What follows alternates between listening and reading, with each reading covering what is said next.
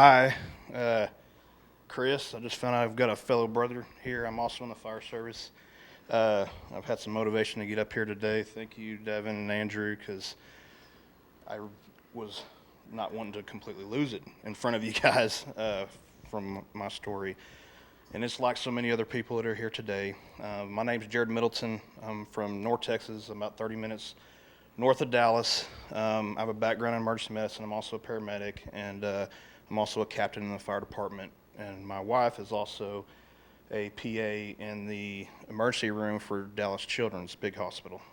And so we have a pretty good background in emergency medicine. And so that leads me to kind of why I'm here, and that's my son. He's 10 months old now, but while my wife was, gosh dog, how do you follow this stuff? 22 weeks gestation, we found that my son had a brain bleed, and there was a large clot that had formed in his right ventricle, and so the prognosis was already looking bad, but they were saying, let's just wait and see what happens, that kind of thing. And so I think from about week 25 to 27, my wife kind of felt no movement. So that was a scary time and very emotional time. And so we were told that by many different people that we should probably think about termination. And give me a sec. So that was really rough and really hard to stomach. And so being practitioners in emergency medicine, our first thing to do was we wanted to figure out why. Why did this happen? What's taking place for this to form?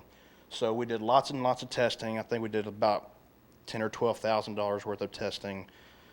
Genetics on us, my wife and I, our child, whatever we could to figure it out. Nothing came about it. And we had been talking with people from Johns Hopkins, very well respected in the pediatric neurology, all the way down to Texas Children's in Houston, and no one could give us a solid answer, why, or the next thing was what to expect. Well, it was from so far from one end of the spectrum to the other, we couldn't make the conscious decision to terminate. So we, decided to keep him. And he was born at 35 weeks, so he's about 5 weeks early. And from the first scans, we were in the NICU for 5 days. Day 2 was the first time they could scan his brain outside of the womb, and it looked like Swiss cheese. It was really bad, cystic changes throughout the whole brain. The white matter was, not entirely there. So the neurologist there was very brutal and didn't give us a lot to look forward to. But is that a minute and a half? Way long for that. Okay, so I'll make this short. So anyways, we went through a lot of PTOT, very aggressive for 6-7 months. Finally, I found someone that was Anat Baniel in Dallas, Texas. And within the first session, he started doing things that he didn't do before. And I just remember like a video of him articulating his hands like they just found them. And from then on out, we've just seen these magnificent changes. So that's why I'm here to learn this. I want to help other kids. I've always had a soft spot for kids like Chris. I've got calls that I remember from 10 years ago that really still affect me. And so that's why I'm here. Also, one other thing is, so I'm a skeptic by nature.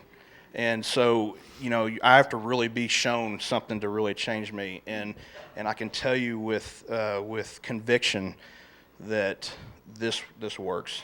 And thank you, Anat, for, building this, bringing it to us, bringing it to people, building practitioners, making practitioners to bring it out to the world. So I appreciate it very much because we'd be right where we were before. So thank you very much.